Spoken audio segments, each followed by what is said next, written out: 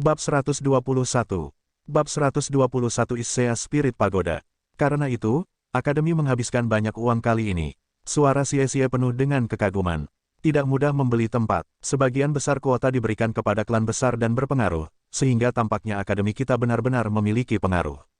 Saya rasa jika Wei Xiaofeng tahu kita bisa memasuki platform kenaikan roh untuk berkultivasi, ususnya akan segera berubah menjadi hijau dengan penyesalan. Petik 2. Zhang Yangzi berbalik dan menatap Xie Xie. Mengapa kamu mengatakan begitu banyak kata-kata yang tidak berguna? Xie Xie mendengus dingin. Kamu masih belum mengirimkan. Kita dapat bertarung sebanyak yang kita inginkan dalam platform kenaikan roh. Anda bisa mencobanya sendiri. Petik 2. Mata Zhang Yangzi memegang binar dingin di dalamnya. Dia ingin terus berdebat, tetapi Wang Jinxi memegang pundaknya dan mengekangnya. Ketika dia berbalik, dia melihat Wang Jinxi menggelengkan kepalanya dengan ketidaksetujuan. Apa yang terjadi dengannya? Akhir-akhir ini, Zhang Yangzi merasakan sesuatu yang mencurigakan sedang terjadi karena Wang Jinxi telah bertindak cukup gelisah. Dia punya ide yang samar-samar bahwa itu terkait dengan penindasan yang dialami Wang Jinxi di tangan Tang Wulin, tapi itu sudah terjadi begitu lama, kecuali dia masih belum pulih dari itu. Pagoda Roh Issea tidak ada bandingannya dengan yang ada di kota Glorybound. Pagoda Roh ini adalah salah satu dari 18 pagoda besar, yang secara kolektif dikenal sebagai 18 pilar surga. Pagoda yang menjulang itu terlihat dari jarak beberapa kilometer. Tingginya setidaknya 100 lantai, melebihi ketinggian 400 meter. Bahkan di antara hutan pencakar langit, itu cukup tinggi untuk menjadi landmark raksasa. Yayasan Spirit Pagoda berbentuk segi 8 dan menutupi area yang luas. Pagoda itu kemudian menyempit setiap 10 lapisan sampai mencapai puncak menara. Bahkan dengan hanya mengaguminya dari kejauhan, orang bisa merasakan keagungannya. Cabang pagoda ini sudah terlihat cukup megah, akan seperti apa markas Spirit Pagoda. Betapa megahnya itu. Tang Wulin telah mendengar dari yang lain bahwa markas Spirit Pagoda terletak di jantung benua, di dalam kota Shrek. Itu adalah kota terbesar di seluruh federasi. Sebagai perbandingan, markas federasi itu malah berlokasi di Bright City, kota terbesar kedua di benua itu. Setelah menaiki tangga yang panjang, kelompok itu disambut oleh Direktur Long Hengsu. Jelas, Akademi telah disiapkan untuk mereka. Ketika Long Hengsu melihat Wu Zhangkong memimpin para siswa menaiki tangga, dia dengan cepat berjalan mendekat dan menyapa, Guru Wu. Direktur Long, Wu Zhangkong terus terang memanggil, wajahnya seperti kayu seperti biasa. Long Hengsu berkata, ikuti aku. Setelah memasuki lantai pertama pagoda, mereka bertemu dengan pemandangan interior yang mempesona. Batu emas gelap ubin lantai, menciptakan pola granular yang indah. Beberapa obelis berdiri tegak di tengah ruangan, menopang kubah berdiameter lebih dari 10 meter. Namun, hal yang paling mengejutkan adalah bahwa kubah yang ditopang oleh obelis itu memiliki mural yang indah dan berwarna-warni. Mural itu luar biasa, pemandangan yang dilukis di mural itu menceritakan kisah para tokohnya. Wu Zhangkong menjelaskan, lukisan dinding ini menggambarkan kisah pendiri Pagoda Roh, seorang guru jiwa yang legendaris dan penemu jiwa-jiwa roh. Ini menceritakan tentang bagaimana Ais Douluo membimbing guru jiwa manusia dalam melawan gelombang jiwa binatang. Ini hanyalah bagian dari mural lengkap. Mural itu memiliki total 18 bagian. Mural di dalam markas besar menggambarkan spirit Ais Douluo melawan Dewa Beast Soul yang terkuat, di Tian. The Ais Douluo menghilang setelah pertempuran epik itu, tidak pernah terlihat sejak itu. Namun, dikabarkan bahwa dia menang, karena Dewa Beast Soul, Raja Naga Hitam bermata emas di Tian, belum muncul sejak saat itu. Petik 2. Meskipun dia hanya mendengarkan narasi kisah Wu Zhangkong, hati Tang Wulin dipenuhi dengan kekaguman. Dia bisa merasakan kesan pemandangan yang digambarkan oleh mural itu. Dalam gelombang jiwa, satu jiwa raksasa demi satu maju ke dinding kota besar, menciptakan suasana teror ekstrim. Mengambang di atas kota adalah seseorang dengan mata yang bersinar. Di sekelilingnya ada beberapa sosok mengambang. Salah satunya adalah wanita cantik berbaju putih, yang lain wanita berbaju hijau. Di atas bahunya adalah keberadaan yang tampak seperti kristal es, beruang raksasa, dan cacing putih yang sangat besar. Cincin jiwa yang brilian berputar di sekitar tubuhnya. Itulah Douluo Roh Es. Tang Wulin telah mendengar legenda Ice Spirit Douluo Huo Yuhao di masa kecilnya. Dia adalah anak haram Duke Harimau Putih dari Kekaisaran Luo Star, jadi namanya sebenarnya adalah Dai Yuhao. Dia jenius dari 10.000 tahun yang lalu. Meskipun menjadi anak biasa, ia memasuki Akademi Shrek yang legendaris dan mengambil satu langkah pada satu waktu, berjalan di jalan menuju menjadi ahli puncak, menghasilkan kekuatan yang menyebabkan seluruh benua bergetar. Rumor mengatakan bahwa ia telah menembus batas-batas kemanusiaan dan pergi ke alam surgawi. Asal-usul rumor ini adalah karena fakta bahwa istrinya telah menghilang segera setelah dia Tang Wulin menatap dengan penuh perhatian pada spirit Ais Douluo ketika sosok brilian di samping Ais Douluo menarik perhatiannya. Seorang wanita cantik dengan sepasang sayap kupu-kupu raksasa dan bercahaya melayang di samping spirit Ais Douluo. Terlepas dari banyak teman di samping spirit Ais Douluo, perhatian semua orang akan tertarik pada pasangan ini. Kupu-kupu naga Douluo Tang Wutong, istri spirit Ais Douluo Huo Yuhao. Lihat, Wulin, bukankah istri Ais Spirit Douluo itu cantik? Rupanya, dia juga sangat kuat dan memiliki keterampilan fusi jiwa yang tangguh dengan roh Ais Douluo. Dikombinasikan, mereka berubah menjadi keberadaan tertinggi. Di era itu adalah puncaknya. Xie berkata sambil mengagumi mural itu. Tang Wutong, sangat mirip dengan namamu, Wulin, seru Gu Yue dengan takjub. Juga, apakah Anda memperhatikan bahwa Wulin terlihat agak mirip dengan Tang Wutong? Terutama mata mereka. Petik 2. Tidak mungkin. Rambut dan mata Dragon Butterfly Douluo berwarna biru muda, sedangkan Wulin berwarna hitam. Bagaimana mereka terlihat sama? Xie berkata dengan acuh tak acuh. Perasaan aneh tumbuh di dalam hati Tang Wulin ketika dia mendengarkan kedua temannya bercakap-cakap. Benar-benar ada perasaan keintiman di hatinya setiap kali dia melihat Dragon Butterfly Douluo. Dia menggelengkan kepalanya dalam ejekan diri. Bagaimana saya bisa membandingkan diri saya dengan Dragon Butterfly Douluo? Saya hanya merasa seperti ini karena kami memiliki nama yang mirip, itu saja. Baiklah, ayo pergi. Suara Long Hengsu membangunkan kelima siswa. Dia tersenyum dan melanjutkan, saya sama seperti kalian ketika saya pertama kali datang ke salah satu dari 18 pilar surga. Namun saya terbiasa setelah beberapa kunjungan lagi. Bagaimanapun, setiap orang dari 18 Pillars of Heaven memiliki mural yang layak dikagumi. Petik 2. Wu Zhangkong berkata, tahan dirimu sampai kamu memasuki platform kenaikan roh. Anda hanya akan bisa mengandalkan diri begitu Anda masuk. Petik 2. Terkejut, Tang Wulin bertanya, kamu tidak masuk bersama kami. Wu Zhangkong menjelaskan, hanya master jiwa dengan 4 cincin atau kurang yang bisa memasuki platform kenaikan roh dasar. Long Hengsu mengangguk, tapi kamu bisa yakin, kami akan mengawasi kalian semua dengan hati-hati dari luar. Jika Anda menghadapi situasi berbahaya, Anda wajib mengambil inisiatif untuk mundur. Kami akan memberi Anda penjelasan lengkap dalam sedikit. Petik 2. Dengan Long Hengsu dan Wu Zhangkong di depan, semua orang memasuki lift. Bertentangan dengan harapan mereka mulai turun bukannya naik. Perasaan tanpa bobot yang samar mengatakan kepada mereka bahwa mereka menembus jauh ke bawah tanah. Adapun seberapa dalam, itu tidak mungkin untuk diceritakan. Pagoda Roh memang layak disebut sebagai organisasi nomor 1 di benua itu, mereka memiliki kekuatan terkuat, juga sumber daya terbesar. Jumlah yang mereka habiskan untuk rekayasa seperti itu hanyalah astronomi. Lift ini tidak memiliki angka yang menunjukkan waktu atau level, tetapi setidaknya 3 menit berlalu sebelum secara bertahap berhenti. Semua orang keluar dari lift dan memasuki aula luas di mana 19 anggota staf hadir.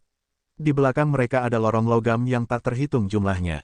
Long Hengsu mengeluarkan kartu aneh dan menyerahkannya kepada salah satu anggota staf. Anggota staf tidak mengucapkan sepatah kata pun, hanya memberi isyarat agar mereka mengikuti. 10 meter di koridor, mereka memasuki lift lain dan melanjutkan perjalanan. Kali ini mereka berhenti setelah 19 detik, menemukan diri mereka di ruang bundar saat keluar. Ruangan ini masih seluruhnya terbuat dari logam, tetapi tergantung di dinding adalah layar jiwa raksasa. Gambar dunia hijau berkedip di layar. Sepertinya itu hutan.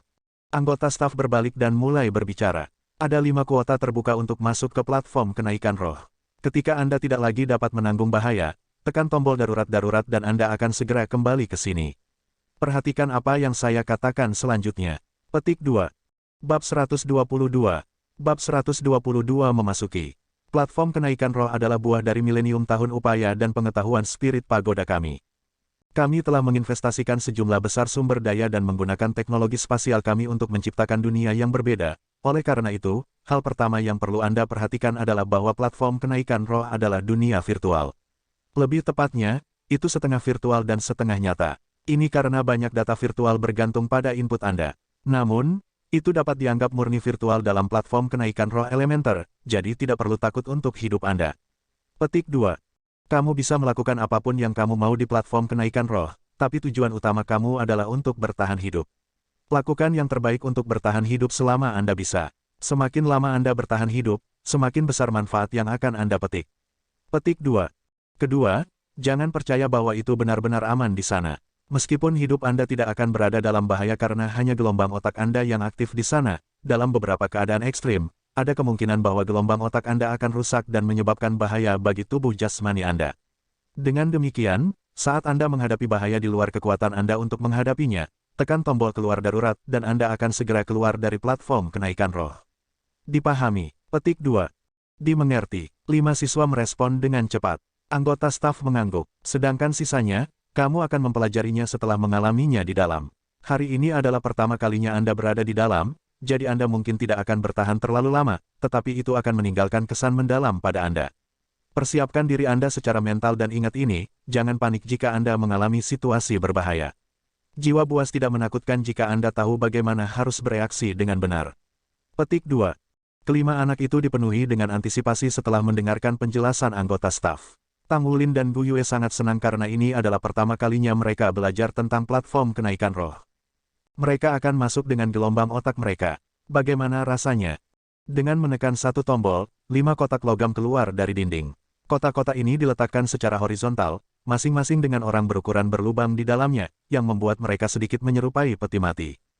Berbaringlah di dalam. Petik 2. Mereka berlima mengikuti instruksi anggota staf dan meletakkannya di kotak logam. Kotak-kotak itu sangat dingin sehingga membuat pikiran mereka menjadi fokus.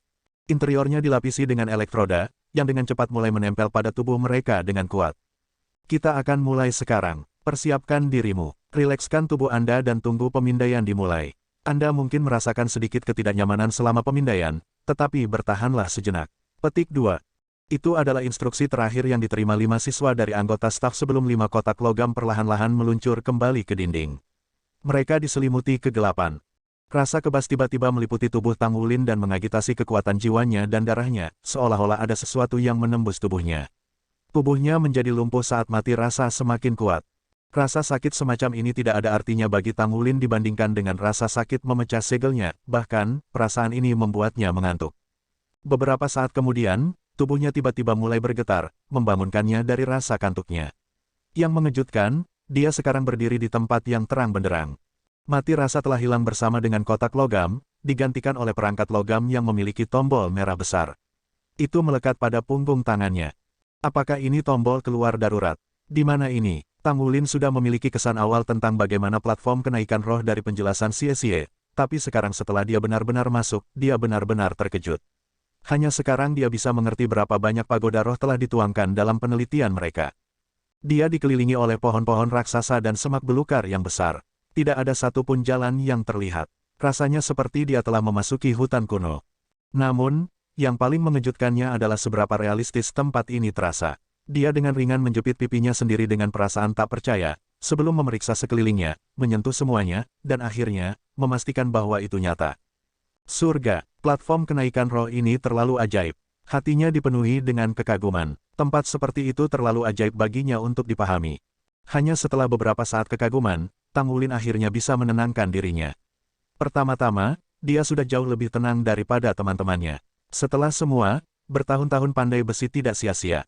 Dia menatap tangannya, membenarkan bahwa gelang dan cincinnya masih ada di sana. Dengan ini, ia menyimpulkan bahwa semua yang ada padanya telah dibawa ke dunia ini. Selanjutnya, dia membangkitkan kekuatan garis keturunannya, dan merasa lega melihat timbangan emas muncul. Semuanya sama persis dengan kenyataan. Tang Wulin bukan tipe orang yang membuat keputusan terburu-buru, jadi setelah mendengar bahwa platform kenaikan roh tidak sepenuhnya aman, ia menyimpulkan bahwa itu mungkin berbahaya. Dimungkinkan untuk bertemu musuh setiap saat, seperti yang dikatakan Wu Zhangkong selama pelatihan tempur. Dengan hal ini, satu-satunya hal yang bisa dia lakukan sekarang adalah selalu waspada, dan bertahan selama mungkin. Sekarang Tang Wulin memiliki tujuan yang jelas dalam pikirannya, dia diam-diam berjongkok dan mengamati sekelilingnya. Kekuatan spiritualnya telah mencapai ranah spirit connection, jadi itu jauh lebih sensitif terhadap perubahan di dunia eksternal. Hal pertama yang dia rasakan adalah nafas kehidupan yang menembus hutan. Hanya ini yang bisa dianggap sebagai hutan kuno yang asli. Di mana orang bisa menemukan hutan seperti itu di federasi modern. Mayoritas hutan purba sudah ditebang oleh manusia. Bahkan, dikatakan bahwa hutan terbesar di benua itu, Great Stardew Forest, hanya sekam dari dirinya sendiri, tersisa dengan sedikit persen dari area aslinya. Jadi hutan purba sebenarnya sangat indah, udara sangat menyegarkan. Ah, rasanya sangat indah di sini. Mata Tang Wulin berbinar-binar karena kegembiraan saat dia sepenuhnya menyerap perasaan yang menakjubkan ini. Dia merasa seolah dia kembali ke kota Glorybound, di taman kecil di samping rumahnya. Kecepatan kultivasinya selalu lebih cepat ketika dia bermeditasi di antara rumput Blue Silver di taman saat itu, dan di sana juga dia berhasil menembus peringkat 10, menjadi jiwa guru sejati. Dan sekarang, dia dikelilingi oleh nafas kehidupan yang beberapa kali lebih kuat daripada yang ada di taman kecil di rumah. Bahkan, sebenarnya ada Blue Silver Grass bersembunyi di bawah semak. The Blue Silver Grass di sini, bagaimanapun, telah berkembang jauh lebih baik daripada yang dia lihat di rumah. Sangat sulit bagi Blue Silver Grass untuk tumbuh melebihi 15 cm, namun rumput di sini telah tumbuh lebih dari 30 cm, mencapai hingga betisnya. Duduk dari jongkoknya, dia dengan lembut mengusap jari-jarinya melalui rumput Blue Silver di sekitarnya. Pada saat yang sama, ia secara tidak sadar melepaskan jiwa bela dirinya. Sehelai Blue Silver Grass diam-diam muncul di antara semak-semak di sekitarnya. Aura kehidupan yang dia rasakan tumbuh lebih kuat dalam sekejap, seolah-olah semua tanaman di sekitarnya bersorak gembira. Tang Wulin membenamkan dirinya di hutan yang sunyi ini yang penuh dengan kehidupan, merasakan segala sesuatu di dalamnya. Wilayah kelima dari platform kenaikan elementer roh Pagoda Roh. Apa yang dia lakukan? Long Hengsu menunjuk ke layar yang menampilkan Tang Wulin duduk dengan mata tertutup. Dia bersandar di pohon dengan mulut sedikit melengkung, senyum yang menyenangkan menghiasi wajahnya. Tidak peduli bagaimana dia melihatnya, Long Hengsu merasa bahwa anak ini sedang tidur siang. Tang Wulin memiliki kesempatan luar biasa untuk memasuki platform kenaikan roh, namun, dia tidur siang. Wu Zhangkong berkata, dia sepertinya merenungkan sesuatu. Jangan lupa, jiwanya adalah rumput Blue Silver, dan jarang menemukan rumput Blue Silver yang subur di dunia nyata. Lihat, dia sepertinya telah memahami sesuatu, dia telah melepaskan jiwa bela dirinya. Petik 2. Long Hengsu akhirnya menyadari apa yang dilakukan Tang Wulin. Itu benar. Simulasi Great Stardew Forest ini benar-benar cocok untuk ditanam oleh Soul Masters tipe tanaman.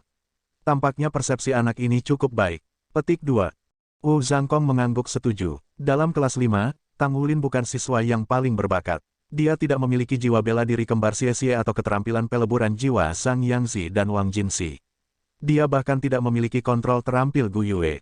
Namun, terlepas dari semua ini, Wu Zhangkong memberi perhatian khusus pada anak ini. Bab 123. Bab 123 Nasib buruk Zhang Yangzi. Wu Zhangkong merasa ada sesuatu yang istimewa pada Tang Wulin, seolah-olah dia adalah blok batu giok yang tidak dipoles. Meskipun kecepatan kultivasi Tang Wulin tampaknya tidak terlalu cepat, Wu Zhangkong tahu bahwa tingkat peningkatan Tang Wulin sebenarnya adalah yang tercepat dari 5 muridnya. Awalnya, ada celah besar antara dia dan yang lain ketika dia pertama kali memasuki akademi. Tetapi dalam beberapa bulan terakhir, dia telah berubah secara drastis dan sekarang berdiri sejajar dengan rekan-rekannya. Aspek yang paling penting untuk kesuksesannya adalah kepribadiannya yang ulet, persepsi yang luar biasa, dan kekuatan spiritual yang tinggi. Jika kekuatan garis keturunannya juga terus tumbuh, maka mungkin dia akan menjadi yang paling menonjol di antara 5 siswa di masa depan.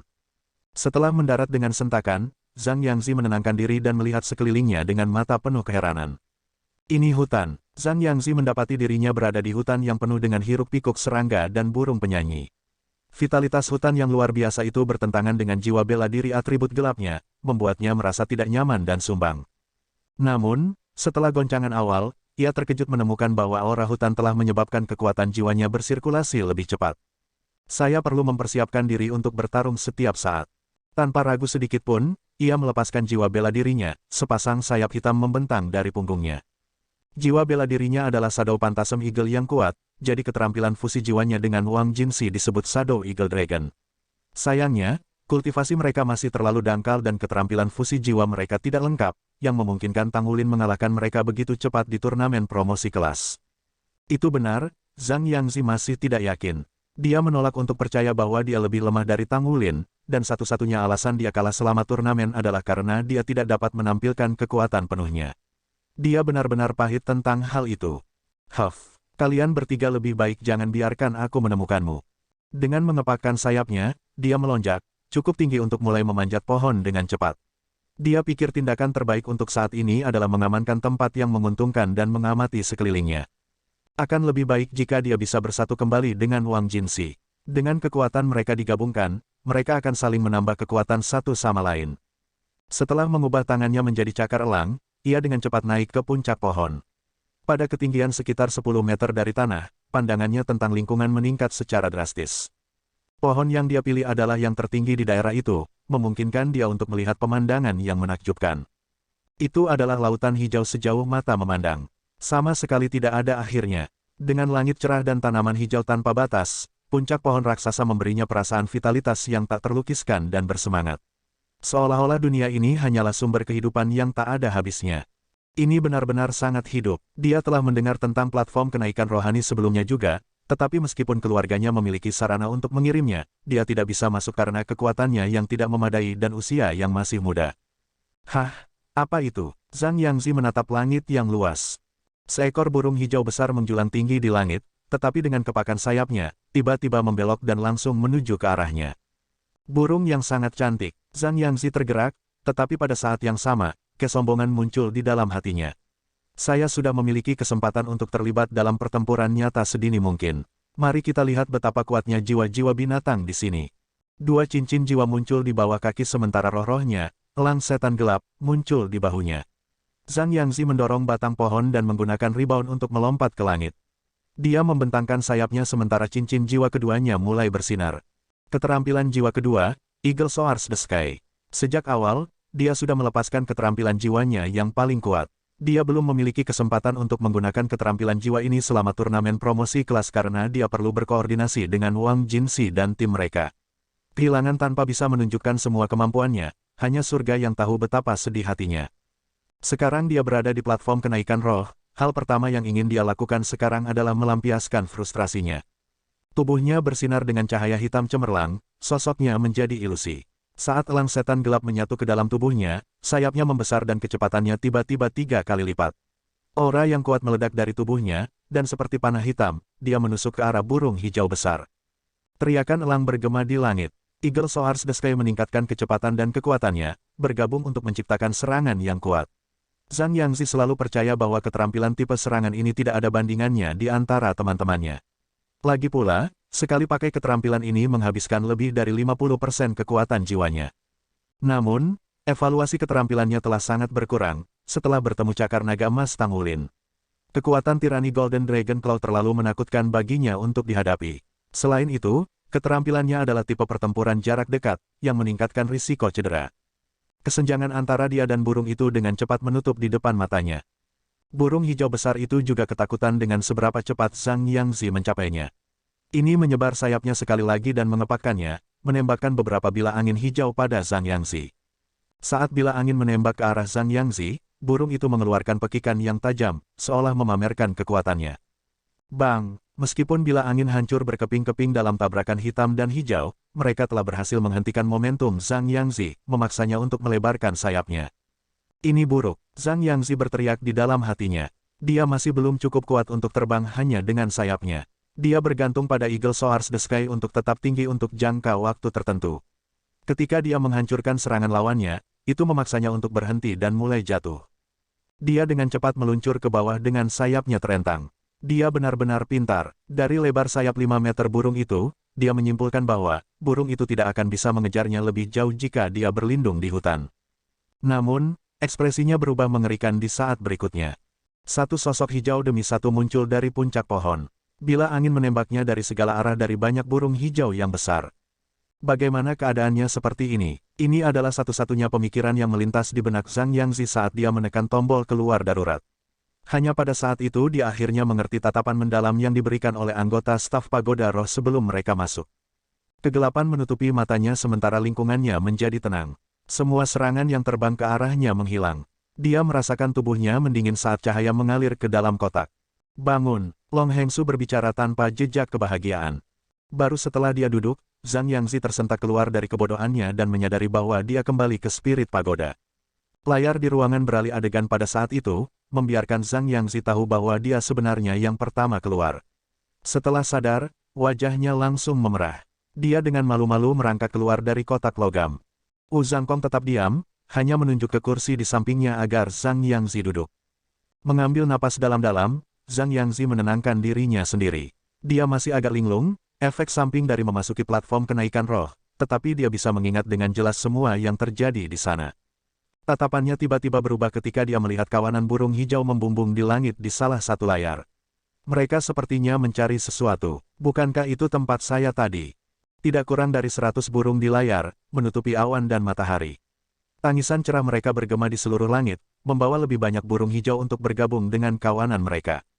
Dia menelan ludah ketika dia menyadari bahwa kawanan burung benar-benar mencarinya. Jika itu adalah dunia nyata, dia pasti sudah mati bahkan jika ada 10 darinya. Long Hengsu hanya memberinya pandangan sekilas sebelum melanjutkan untuk menonton peristiwa yang terjadi di layar. Wu Zhangkong juga tidak memberinya kata-kata kritik. Pengalaman bertempur sejati paling baik didapatkan saat mengalami sendiri. Zhang Yangzi mulai merenungkan kesalahannya. Matanya menunjukkan kegembiraan yang kuat. Selain merasa malu, dia menemukan bahwa dia benar-benar menikmati memasuki platform kenaikan roh. Itu sangat realistis di dalam, dan dia bertekad untuk bertahan lebih lama lagi. Bab 124. Heb 124 Petualangan Xie di platform kenaikan roh. Xie dengan tenang dan hati-hati melintasi hutan, bergeser dari bayangan satu pohon ke pohon lainnya. Dibandingkan dengan Zhang Yangzi, dia jauh lebih waspada. Ini karena dia telah mendengar banyak cerita tentang hutan platform kenaikan roh ketika dia masih kecil. Dia tahu bahwa bahaya mengintai di mana-mana di hutan ini.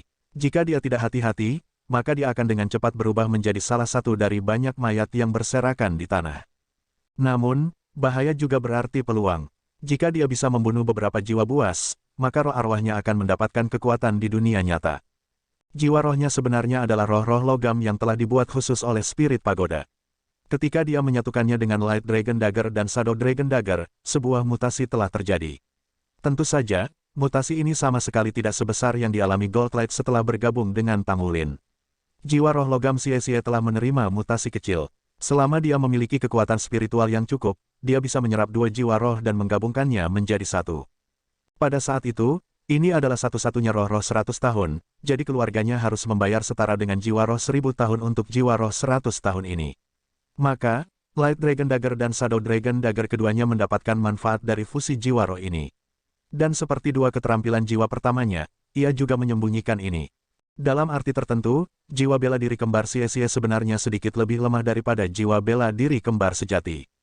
Ini karena belati naga cahaya dan belati naga-naga berasal dari tempat yang sama dan memiliki sedikit perbedaan di antara mereka. Akibatnya, mereka tidak saling melengkapi, dan kekuatan mereka hanya aditif daripada multiplikatif. Perbedaan yang paling penting, bagaimanapun, adalah fakta bahwa Xie perlu mendapatkan cincin jiwa untuk kedua jiwa bela dirinya setiap kali dia menekan hambatan yang mencegahnya mencapai peringkat berikutnya. Ini benar-benar berbeda dari jiwa bela diri kembar sejati di mana hanya satu dari mereka yang membutuhkan cincin jiwa untuk terus maju, yang lain bisa disimpan untuk ditingkatkan di masa mendatang. Tentu, tidak ada orang lain selain dia dan keluarganya yang tahu rahasia ini. Jiwa roh pertama Xie sangat cocok dengannya, tetapi dia tahu bahwa tidak mungkin menemukan jiwa roh yang kompatibel dengan jiwa rohnya saat ini di masa depan. Meskipun jiwa kembarnya kembaran memberinya keuntungan di tahap awal budidaya, karena kekuatan spiritual rata-rata, pertumbuhannya akan dibatasi kecuali dia memiliki kekuatan spiritual yang cukup untuk mendukung jiwa roh untuk kedua belati naganya. Platform roh kenaikan adalah salah satu solusi untuk masalahnya. Hal pertama yang harus dia lakukan adalah meningkatkan jiwa roh logamnya. Jika itu mencapai tingkat umur 1000 tahun, maka itu akan dapat memberinya cincin jiwa tambahan. Jika mencapai level hitam 10.000 tahun, maka akan ada satu lagi di atas itu. Semakin sedikit jiwa roh yang diserap oleh jiwa guru, semakin sedikit kekuatan spiritual yang mereka butuhkan untuk menopang mereka. Selain itu, jika roh jiwanya ditingkatkan, maka keterampilan jiwanya akan ditingkatkan juga. Ini hanyalah metode terbaik untuk meningkatkan kekuatan seseorang. Untuk alasan ini, antisipasi Xie untuk platform kenaikan spiritual juga menjadi yang tertinggi di antara 5 siswa. Bahkan setelah menjelajahi hutan untuk sementara waktu, Xie belum menemukan satu jiwa pun. Langkah-langkahnya ringan dan napasnya lemah saat dia dengan hati-hati mengamati sekelilingnya, hanya menunggu binatang buas muncul kapan saja. Akan lebih baik jika binatang jiwa yang sendirian muncul. Bahkan jika dia hanya bisa membunuh satu, roh jiwanya masih akan menerima beberapa manfaat. Mata Xie berbinar-binar karena gugup dan gembira. Hah, perasaan aneh tiba-tiba menyapu tubuhnya. Dia menukik ke depan tanpa ragu sedikit pun. Beberapa lusin lampu terbang di atasnya, hanya sedikit kehilangan kepalanya. Dia berdiri dengan gerakan tubuhnya yang kuat. Serangan ini, dia ngeri melihat puluhan pasang mata merah menyala yang terbuka di pepohonan. Serangan berasal dari mereka. Jiwa binatang tipe tanaman, Scarlet Demon Tree. Ini buruk, pohon-pohon ini muncul dalam kelompok besar. Dibandingkan dengan Zhang Yangzi, Xie jauh lebih berpengetahuan tentang binatang buas. Paling tidak, dia bukan orang yang dengan ceroboh menyerang binatang buas yang tidak bisa dia identifikasi. Dia tidak punya niat untuk melawan mereka. Sebaliknya, ia berguling ke samping dan berlari menjauh dari mereka. Benar saja, Scarlet Dementress menembakkan sinar cahaya padanya tepat setelah dia bergerak. Jika dia lebih lambat, dia akan berubah menjadi bantalan empuk dan mati. Sangat dekat, sangat dekat. Xie terengah-engah. Zizi, pekikan terdengar tepat sebelum bayangan kuning melesat lurus ke Xie. Xie buru-buru berhenti dan menebas Light Dragon Blade pada lawan pengisiannya sambil membelok ke arah lain untuk melarikan diri. Bayangan kuning seperti cambuk itu berputar di udara dan dengan mudah menghindari blade naga cahaya. Seekor tikus raksasa lebih tinggi dari manusia yang digali dari tanah. Bayangan kuning itu sebenarnya adalah ekornya. Mengayunkan ekornya seperti lembing menusuk ke arah dada Xie. Itu adalah Longtail Mouse lebih dari 2 meter. Ini adalah Longtail Mouse 100 tahun. Daripada takut, Xie dipenuhi dengan sukacita saat melihat mouse ini. Dia tahu bahwa ini adalah binatang jiwa penyendiri yang kuat yang biasanya memangsa serangga, tetapi bukan karnivora yang hebat. Itu bisa meluncurkan serangan cerdas dengan ekornya yang berubah-ubah, dan juga dilengkapi dengan mulut penuh gigi seperti baja yang bisa mengunyah logam yang tidak biasa. Xie menendang pohon, tiba-tiba melesat ke udara. Dia merilis blade naga cahaya di tikus Longtail sementara tangan kirinya melambai sedikit dengan mulus. Longtail Mouse bergoyang sedikit saat mengibaskan ekornya pada blade naga cahaya. Sinar cahaya melintas di ujung ekornya. The Light Dragon Blade terbelah dua, menyapu melewati Longtail Mouse. Mouse itu ternyata sangat cepat dan lompatannya sangat kuat karena dengan cepat menyusul Xie. Tepat pada saat itu, Longtail Mouse tiba-tiba menjerit kesakitan. Sebuah garis berdarah keluar dari tubuhnya dan tubuhnya terciprat. Bagaimana Xie bisa melepaskan kesempatan yang begitu bagus? Dia meledak dari batang pohon dan ke udara, memutar tubuhnya pada saat yang sama. Dengan Light Dragon Dagger-nya sebagai titik awal, dia jatuh ke Longtail Mouse seperti bor. Tubuh Longtail Mouse ditelan oleh badai naga cahaya dan berubah menjadi percikan darah dalam sekejap mata. Xie dan tubuh Longtail Mouse mendarat di tanah pada saat yang sama. Sebuah bola cahaya muncul dari tubuh Longtail Mouse yang berumur 100 tahun dan bergerak untuk bergabung dengan Xie. Xie menjentikkan Light Dragon Dagger-nya dengan gembira, tapi dia tahu bahwa dia tidak bisa tinggal lama di daerah itu, jadi dia dengan cepat lari ke arah yang acak.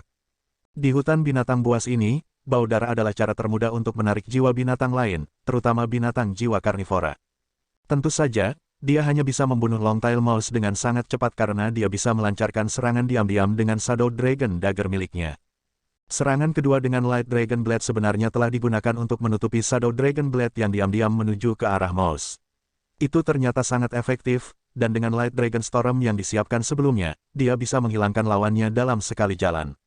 Bang, bang, bang. Sebelum Xie bahkan memiliki kesempatan untuk berlari terlalu jauh, booming teredam bergema dari bumi. Xie tercengang. Suara itu, mengapa itu terdengar sangat menakutkan? Di atas pohon raksasa, Wang Jinsi terengah-engah saat tubuhnya yang membesar mulai kembali normal. Dia baru saja berperang sengit, dia telah bertemu pas serigala angin 10 tahun sebelumnya. Meskipun mereka tidak kuat, mereka cepat dan banyak. Ada lebih dari 20 serigala di bungkusan itu. Jika dia tidak memiliki kekuatan besar dan pertahanan yang kokoh dari transformasinya, maka dia kemungkinan tidak akan berhasil dari pertemuan itu dalam keadaan utuh. Sayangnya, roh jiwanya tidak mendapat banyak manfaat dari pembantaian karena serigala hanya 10 tahun jiwa buas. Jiwa rohnya adalah roh tulang yang mirip dengan jiwa roh logam Xie yang juga telah menyatu langsung ke dalam jiwa bela dirinya. Dia hanya memiliki sekitar 40% dari kekuatan jiwanya yang tersisa, sementara kekuatan fisiknya habis. Untuk saat ini, ia harus beristirahat dan pulih. Namun, yang tidak disadarinya adalah bahwa sosok besar perlahan-lahan turun ke arahnya. Mengapa sekarang tampak agak lebih gelap? Perasaan aneh telah menyelinap ke belakang pikiran Wang Jinsi. Dia tanpa sadar mengangkat kepalanya untuk melihat ke langit tetapi terkejut menemukan wajah seseorang dengan cepat turun ke arahnya. Itu adalah wajah wanita cantik. Ketika dia membuka mulutnya, barisan taring yang menyeramkan terbuka. Tapi yang lebih menakutkan bagi Wang Jinsi adalah kenyataan bahwa wajah wanita ini sebenarnya berada di perut laba-laba raksasa. Bab 125. Ratusan tahun setan laba-laba dan jiwa binatang 1000 tahun. Aspider Demon Setan Pria. Ini adalah binatang buas yang berburu laba-laba setan berwajah manusia. Itu dianggap sebagai binatang jiwa top tier yang kuat. Bahkan pada tingkat 100 tahun, itu bisa bersaing dengan binatang jiwa ribuan tahun dengan pijakan yang sama. Wang Jinsi membuang diri darinya tanpa ragu sedikit pun. Bahkan jika dia dalam kondisi baik, mustahil baginya untuk menang melawan lawan yang begitu kuat. Dengan kekuatannya yang melemah dan kekuatan jiwa yang dihabiskan, satu-satunya pilihannya adalah melarikan diri untuk hidupnya. Seluruh tubuh Wang Jinsi menegang saat dia merasakan sesuatu melilit tubuhnya. Meskipun kekuatannya sangat besar, ia tidak dapat membebaskan diri. Bahkan jika dia ingin, sekarang tidak mungkin baginya untuk menekan tombol keluar darurat. Suara, kikisuo-suo, muncul dari hutan dingin. Pada saat berikutnya, Wang Jinsi merasakan sakit yang tajam sebelum tubuhnya menjadi mati rasa dan dingin dari dalam keluar. Anggota staf spirit pagoda segera memerintahkan, bersiap untuk perawatan darurat. Tubuh Wang Jinsi menggigil ketika kotak logam meluncur keluar. Penderitaan tidak berhenti bahkan setelah elektroda dicabut darinya. Selusin anggota staf berpakaian putih bergegas menghampirinya dalam sekejap. Salah satu dari mereka mengeluarkan jarum dan menikamnya ke leher Wang Jinsi, mengirimkan isinya ke aliran darahnya. Apakah itu laba-laba setan berwajah manusia lagi? Iya nih, itu sangat kejam, bahkan tidak memberi anak ini kesempatan untuk menekan tombol. Keberuntungan anak ini benar-benar mengerikan. Petik 2.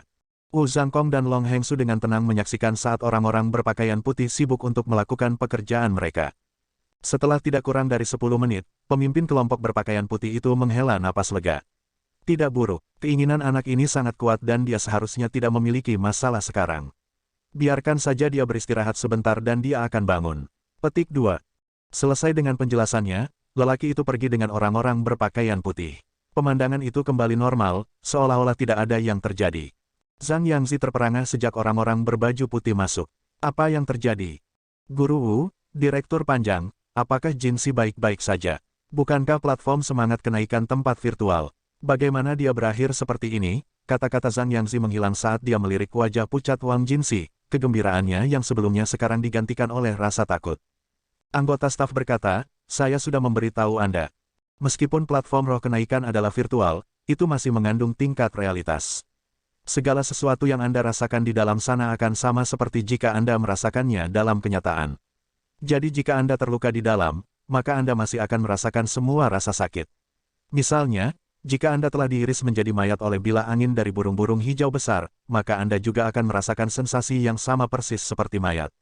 Sensasi akan sangat nyata dan akan menyerang pikiran Anda. Sederhananya, jika seseorang menyaksikan pergelangan tangan mereka digorok, maka mereka juga akan merasakan darah mereka memucat, suaranya menetes ke bawah. Bahkan ketika luka ditutup dan mereka berhenti berdarah, mereka masih akan merasakan darah menetes, sehingga otak mereka akan berpikir bahwa mereka sudah mati. Setelah pemikiran ini muncul di otak mereka, mereka akan benar-benar mulai mati. Platform kenaikan roh memiliki masalah ini, terutama untuk pemula yang sepertimu. Untungnya, efeknya akan berkurang secara bertahap seiring meningkatnya kekuatan spiritual Anda. Pada saat Anda dapat mengabaikan efeknya, saya tidak berpikir Anda akan dapat memasuki platform kenaikan roh elementer lagi dan harus memasuki platform kenaikan menengah sebagai gantinya. Sensasi dalam platform kenaikan menengah bahkan lebih berbeda. Hehe. Platform kenaikan menengah. Ekspresi Zhang Yangzi berubah menjadi lebih buruk pada kata-kata ini. Dia benar-benar takut sekarang. Platform kenaikan roh ini benar-benar bisa mengakibatkan kematian sejati. Gu Yue berkeliaran di hutan linglung. Hutan yang rimbun, udara yang bersih, mengingatkannya pada sesuatu yang telah dilihatnya seumur hidup lalu. Sangat cantik. Saya sangat suka perasaan ini. Fakta bahwa pagoda roh telah menciptakan platform kenaikan roh bisa dianggap sebagai keajaiban. Dia terus menuju lebih dalam ke kedalaman hutan. Selama perjalanannya, dia telah menemui beberapa binatang buas, tetapi untungnya, mereka lemah dan mudah ditangani. Setiap kali dia membunuh binatang buas, cahaya redup akan memancar dari tubuhnya. Matanya tumbuh semakin lebar setiap kali dia merasakan cahaya ini. Di antara 5 siswa, dia dan Tang Wulin memiliki sedikit pengetahuan tentang platform kenaikan roh. Saat dia berjalan, semak berdesir, lalu sesosok tinggi tiba-tiba melompat keluar di depan Gu Yue. Itu adalah beruang raksasa setinggi lebih dari 3 meter dan ditutupi bulu coklat muda. Beruang ini memiliki sepasang cakar besar dan mata kuning yang berkilau. Binatang itu mengeluarkan raungan gemuruh ketika melihat Gu Yue, lalu menyerbu ke arahnya. 1000 tahun jiwa binatang muncul. Apakah Anda ingin memperingatkannya? Seorang anggota staf memandang ke arah Wu Zhangkong dengan tatapan bertanya. Perhatikan saja sekarang, mata Wu Zhangkong tertuju pada layar. Itu adalah kristal bear yang jarang terlihat selama ribuan tahun. Bahkan di zaman kuno itu akan sangat langka. Beruang kristal 1000 tahun ini bermutasi dari spesies yang sama dengan beruang cakar takut. Hanya saja, mutasinya membuatnya jauh lebih lemah daripada Fur Claw Bear. Meskipun lebih lemah dari Fur Claw Bear, Crystal Bear memang memiliki kemampuan khusus. Setiap serangan akan menyebabkan tubuh lawannya mengkristal oleh sebagian kecil, menumpuk sampai lawannya akhirnya hancur dari serangan berikutnya. Hanya dengan kekuatan jiwa yang kuat dan penghapusan cepat dari area yang dikristalisasi seseorang dapat menghindari kerugian besar dari Crystal Bear. Crystal Bear juga memiliki kelemahan, itu tidak memiliki kemampuan tempur berkisar.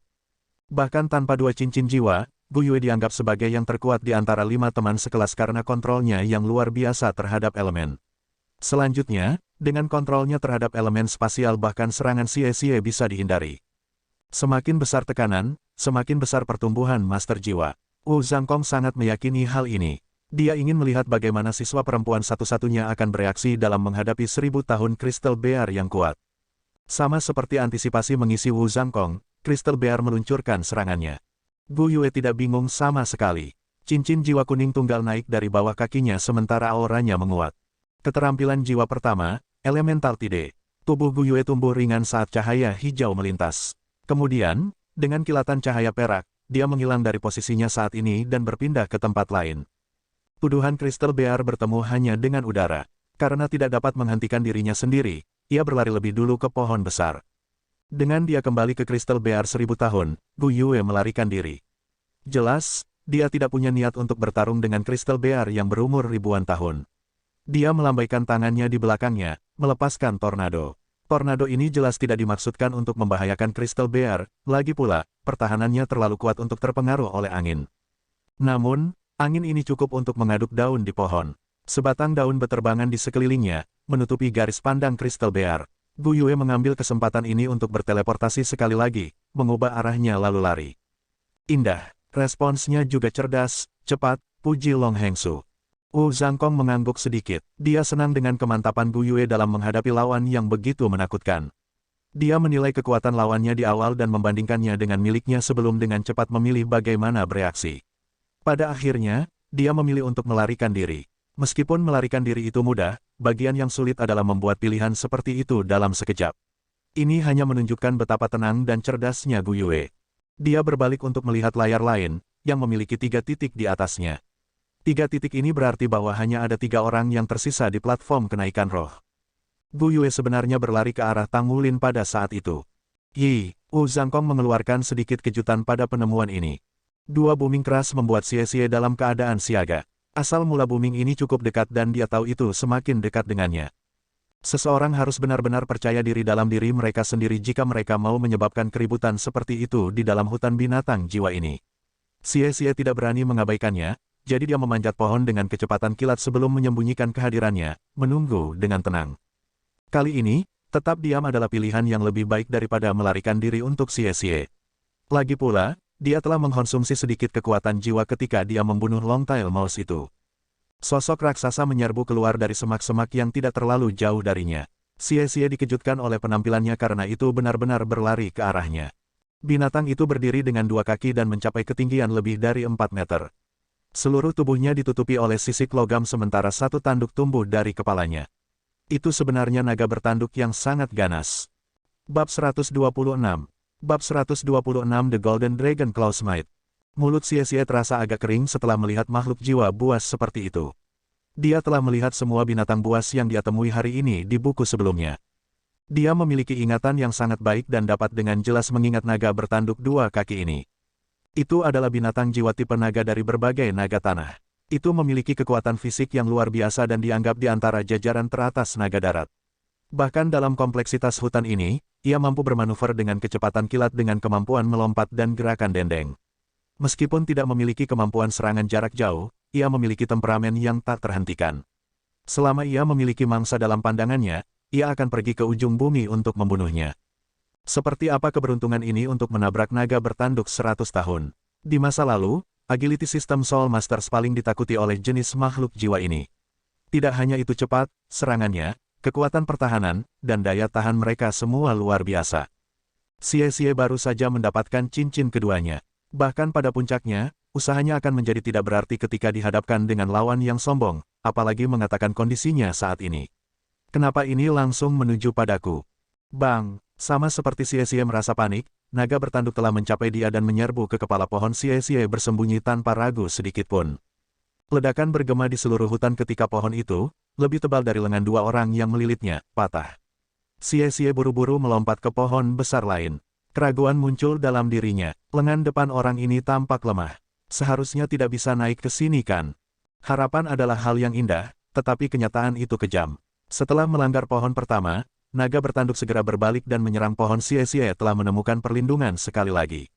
Namun kali ini, itu tidak mengalami kesulitan lebih dulu, melainkan melompat.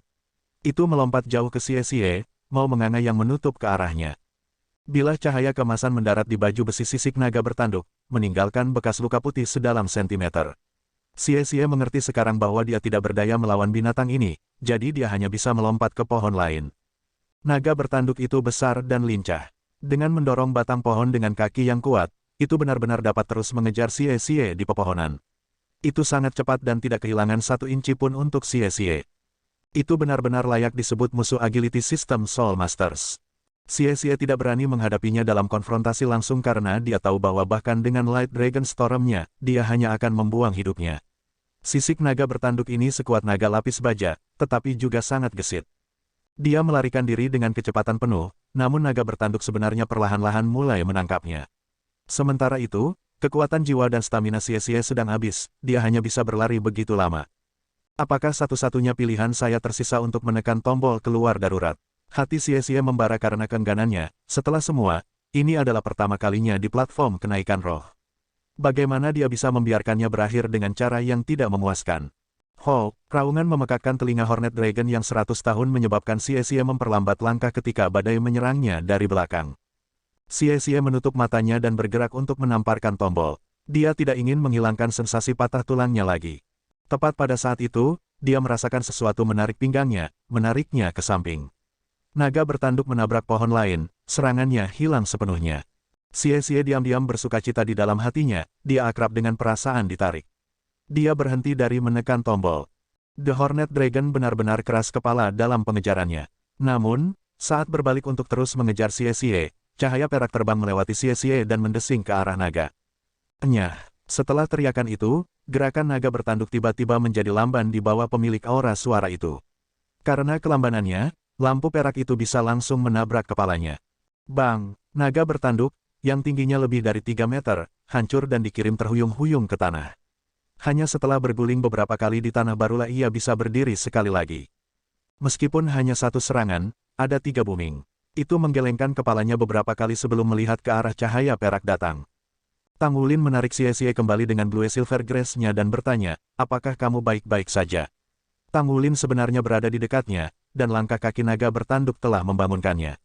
Dia telah memanjat pohon untuk mensurvei apa yang terjadi ketika dia melihat Xie dihadapkan dengan serangan naga bertanduk. Tampaknya Xie sebenarnya cukup beruntung karena Tang Wulin ada di dekatnya. Selama meditasi Tang Wulin, ia menjadi akrab dengan tanaman di sekitarnya dan mampu dengan jelas mendeteksi aktivitas Xie dari penolakan tanaman. Lebih jauh lagi, dia bisa secara samar-samar mengatakan bahwa tanaman itu menolak manusia, itulah sebabnya dia bisa mencapai Xie begitu cepat. Saya baik-baik saja, Xie berkata sambil terengah-engah. Dia telah menghadapi situasi hidup dan mati beberapa saat yang lalu dan sekarang punggungnya sudah basah oleh keringat. Hati-hati, naga bertanduk sangat keras kepala dan tidak akan berhenti pada apapun setelah mengidentifikasi mangsanya. Petik 2. Tang Wulin tertawa, sepertinya kamu lupa bahwa binatang berjiwa tipe naga adalah yang paling tidak menakutkan bagiku. Saya hanya akan membandingkan kekuatan saya dengan itu. Sisik emas menutupi lengan kanannya saat dia berbicara sementara aura naga yang kuat mulai keluar darinya. Biasanya, dengan sifat tiraninya, naga bertanduk pasti sudah menyerang mereka, tetapi aura Tang Wulin menyebabkannya ragu-ragu. Cakarnya digali ke tanah, seolah sedang menunggu sesuatu. Palu perak parah yang dia lempar sebelumnya diambil dengan tarikan rumput Blue Silver yang terhubung dengannya. Sekarang, dengan palu di masing-masing tangan Tang Wulin, apa yang harus dia takuti dari naga bertanduk? Aku akan melecehkannya dari samping jadi aku harus mengandalkanmu untuk menghadapinya. Xie berubah menjadi kabur dan muncul kembali di bayang-bayang pohon terdekat. Ini sudah diduga karena agility system Soul Masters unggul dalam pengkhianatan daripada konfrontasi frontal. Meskipun aura naga Tang Wulin, naluri naga bertanduk mulai mengambil alih. Setelah hanya ragu-ragu sedikit, itu mengeluarkan raungan mengerikan sebelum mengisi daya di Tang Wulin. Target kemarahannya sudah bergeser ke Tang Wulin setelah serangan palu itu. Sebuah cahaya yang cemerlang bersinar di mata Tang Wulin ketika seuntai rumput blue silver melesat ke cabang pohon dan melingkar dengan kuat di sekitarnya. Dengan tarikan tangannya, Tang Wulin melayang tinggi ke udara. Dia berjungkir balik di udara di atas naga bertanduk dan mendarat di atas kepalanya. Dengan kakinya yang tertanam kuat, dia melepaskan serangan ganas dengan lengan kirinya ke naga bertanduk. Setelah mengalami kekuatannya sekali, naga bertanduk itu tahu betapa mengerikannya palu ini. Itu memutar kepalanya sambil mengangkatnya, menembakkan tanduknya ke arah Tang Wulin. Tang Wulin tidak berani mengabaikan serangan seperti itu, jadi dia melepaskan cakar naga emasnya dan menghindari tanduk sambil meraih kepala naga. Untuk sesaat, The Hornet Dragon jelas menjadi lebih lamban setelah Tang Wulin merilis cakar naga emasnya. Meskipun hanya sesaat, kecepatan reaksinya masih melambat. Meskipun kekuatan jiwa dan kekuatan fisik Tang Wulin sangat besar, itu bukan tandingan naga bertanduk. Namun, ini diimbangi oleh pengaruh Raja Naga Emas terhadap naga bertanduk. Armor skala Hornet Dragon kuat dan tengkoraknya kokoh, tetapi dalam sepersekian detik, itu ditusuk oleh cakar naga emas Tang Wulin seperti kertas beras. Tubuh Hornet Dragon yang 100 tahun kehilangan semua kekuatannya. Itu bahkan tidak bisa menangis ketika pingsan di tempat. Sebuah lingkaran kuning muncul dari tubuhnya dan menyatu ke dalam ular kecil, Gold Light, yang mengeluarkan teriakan kenikmatan ketika lapisan cahaya keemasan menutupi tubuhnya setelah cahaya bergabung dengannya. Tang Wulin menatap tangan kanannya saat kembali normal. Hatinya dipenuhi dengan perasaan yang tak terduga pada saat ini. Ketika cakar naga emasnya melakukan kontak dengan tengkorak naga bertanduk, rasanya seperti tahu baginya, tidak mampu menahan sedikit pun kekuatan tiraninya. Tampaknya binatang berjenis naga dan jiwa bela diri menjadi lawan yang sangat baik baginya. Memang, efek penekanan garis keturunannya terlalu hebat. Dia tidak akan memiliki kemenangan semudah itu tanpa itu. Dia mengepalkan tangan kirinya dan meninju kepala naga bertanduk. Bunyi gedebuk terdengar, kepala itu mundur sedikit, tetapi kekuatan yang melambung membuat kepalan tangannya terasa sakit. Memang, efek menghancurkan Golden Dragon Claw sangat luar biasa. Dia perlu menguji efek dan keterbatasannya lebih lanjut sehingga dia bisa menggunakannya secara maksimal. Bagaimanapun, menggunakannya untuk jangka waktu yang singkat telah menghabiskan 30% kekuatan jiwanya. Ini jelas salah satu kelemahan menggunakan Golden Dragon Claw. Tingkat konsumsinya sangat mengerikan. Namun, tanpa kekuatan garis keturunannya, dia kemungkinan tidak akan mampu melepaskan serangan tingkat ini. Sangat ganas, kata Xie saat dia berjalan, wajahnya menunjukkan keterkejutan. Naga bertanduk telah mengejarnya ke gerbang surga, namun, itu dihancurkan dalam sekejap oleh Tang Wulin. Bab 127. Bab 127 Trio versus Beruang Kristal.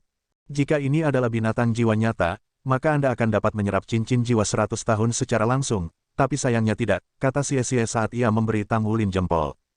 Tang Wulin berkata, tidak akan semudah ini jika itu bukan jenis jiwa naga. Petik 2. Tiba-tiba, suara lembut memanggil dari samping. Itu bukan naga, sekarang cepat dan bantu aku. Petik 2. Lampu perak menyala dan sosok halus muncul tidak terlalu jauh dari Tang Wulin dan Xie. Dengan lampu hijau di bawah kakinya, Bu Yue mencapai mereka dengan kecepatan kilat. Sebuah lolongan datang dari belakangnya, mengumumkan sosok raksasa itu saat keluar dari semak belukar. Sial, kristal bear itu sangat besar, Xie pergi dengan mata terbelalak saat melihat beruang itu, sementara Tang Wulin berdiri terpana. 1000 tahun kristal bear praktis tidak berbeda dengan bulldozer saat menembus laras. Setiap pohon kecil yang cukup malang untuk menghalangi jalannya hanya dikristalisasi, lalu dihancurkan menjadi bubuk halus. Itu hanya sombong. Lampu perak menyala lagi, dan Bu Yue muncul tepat di depan keduanya. Wajahnya pucat karena kelelahan saat dia mengerahkan kekuatannya sekali lagi dan berteleportasi untuk bersembunyi di belakang Tang Wulin. Tang Wulin menelan ludah. Nalurinya memberitahunya bahwa beruang ini jauh lebih kuat daripada naga bertanduk 100 tahun yang baru saja dia bunuh. Jongkok, Tang Wulin meraih naga bertanduk yang kaku dan mengangkatnya dengan kedua tangan.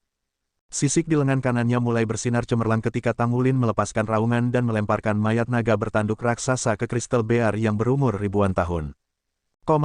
Surga, kekuatannya gila. Mata Long Hengsu melebar kaget di tempat Tang Wulin mengangkat mayat naga bertanduk. Pada saat itu, Wang Jinsi terbangun dari tidurnya, kulitnya masih pucat pasi. Dia tidak bisa menahan diri untuk tidak menggigil ketika dia mengingat perasaan kaki laba-laba memasuki tubuhnya, dan rasa dingin berikutnya yang menyebar di seluruh tubuhnya. Sensasi residual yang dialami Wang Jinsi jauh lebih parah daripada yang dialami Zhang Yangzi.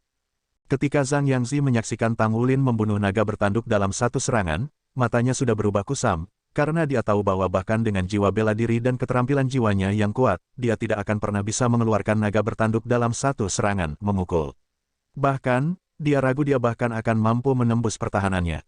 Belum lagi sekarang binatang buas yang lebih kuat telah muncul. Satu serangan dari cakar Tang Wulin telah membunuh naga bertanduk 100 tahun, jadi Zhang Yangzi hanya bisa membayangkan adegan mengerikan dirinya menerima serangan cakar. Terlalu menakutkan baginya untuk membayangkan. Selama tes, kekuatan Tang Wulin hanya ditampilkan sebagai angka, tapi sekarang, Zhang Yangzi dapat dengan jelas melihat seberapa kuat Tang Wulin. Dia telah melemparkan mayat naga tanduk raksasa itu begitu saja, tampaknya kekuatan yang berharga beberapa ribu kilogram benar-benar tidak ada artinya.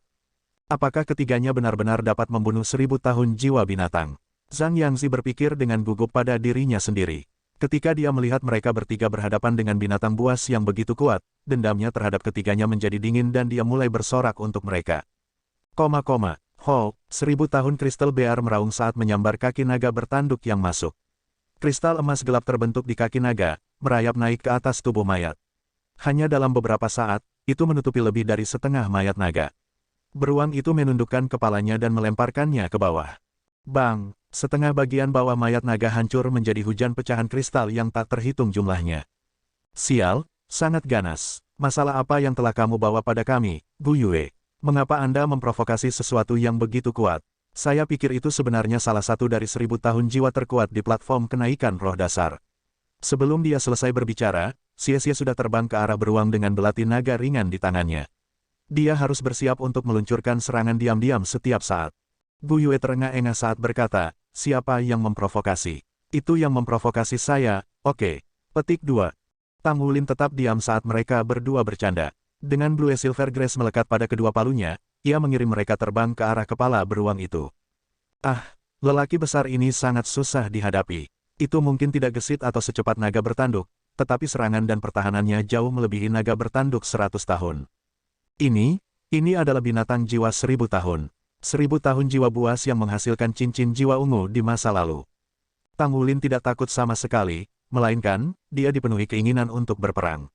Setelah semua, ini adalah platform kenaikan roh. Mereka bisa melarikan diri dari medan perang kapan saja dan tidak ada yang lebih memuaskan daripada pertempuran sejati. Dia belum pernah menemukan binatang buas di dunia nyata, jadi hari ini bisa dianggap sebagai pembuka mata baginya. Bang! Kristal bear tidak terlalu cepat karena tetap di tempatnya dan hanya memblokir kedua palu dengan tangan terangkat. Dampak kuat dari palu seberat 200 kg itu menabrak kristal bear, membuatnya mundur selangkah. Namun, beruang kristal sekarang menjadi geram.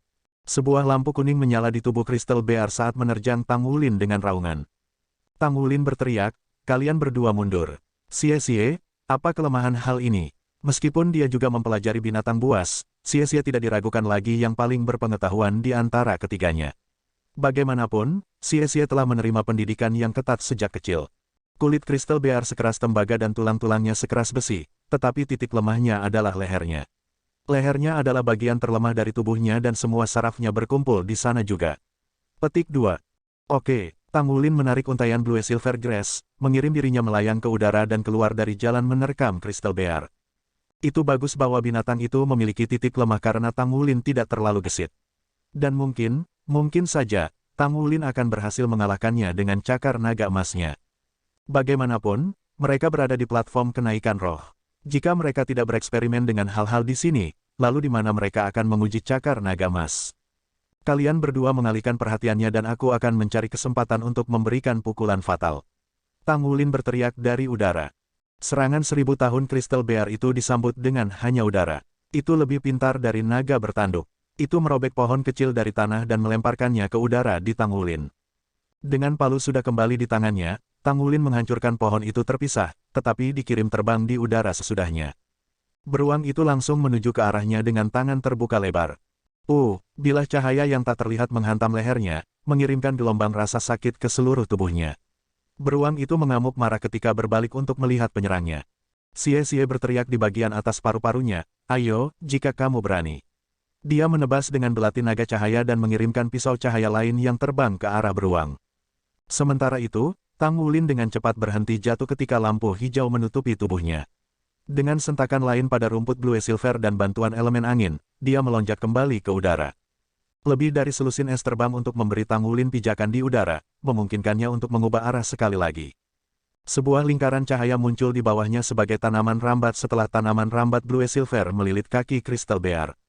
Tang Wulin tidak berharap Blue Silver Grace-nya berhenti dan mengikat Crystal Bear, dia hanya berharap bahwa itu akan cukup untuk memperlambat beruang itu. Namun, pemandangan aneh muncul. The Crystal Bear mengerahkan kekuatannya dalam upaya untuk membebaskan diri dari rumput Blue Silver yang melilit kakinya. Biasanya, itu akan berhasil, tetapi pada saat itu, cahaya keemasan muncul di rumput Blue Silver. Meskipun hanya untuk sepersekian detik, itu sudah cukup untuk menghentikan beruang sejenak. Hanya sedetik sebelum Crystal Bear melepaskan diri dari rumput Blue Silver, tapi yang kedua itulah yang diinginkan Tang Wulin. Pada detik itu, kekuatan jiwa Tang Wulin belum habis seperti sebelumnya. Bahkan, itu tidak dikonsumsi sama sekali, karena Blue Silver Grace-nya telah tumbuh jauh lebih kuat secara bawaan setelah dia menyerap kekuatan segel pertama. Sia-sia mengambil keuntungan penuh dari keheningan sesaat Crystal Bear untuk berbalik dan mundur. Kecepatan mundurnya, dengan bantuan elemen angin Gu Yue, hanyalah ledakan. Bab 128.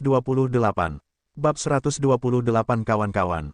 Sementara Sia-sia mundur, bola api raksasa meledak di sisi lain kepala Crystal Bear. Gu Yue mulai serangannya dari samping. Mereka bertiga berdiri dalam formasi segitiga, dengan Crystal Bear di tengah. Itu menginjak dengan marah, tidak dapat memutuskan yang mana dari ketiganya untuk menyerang. Sia-sia, serang perutnya. Gu Yue, serang matanya.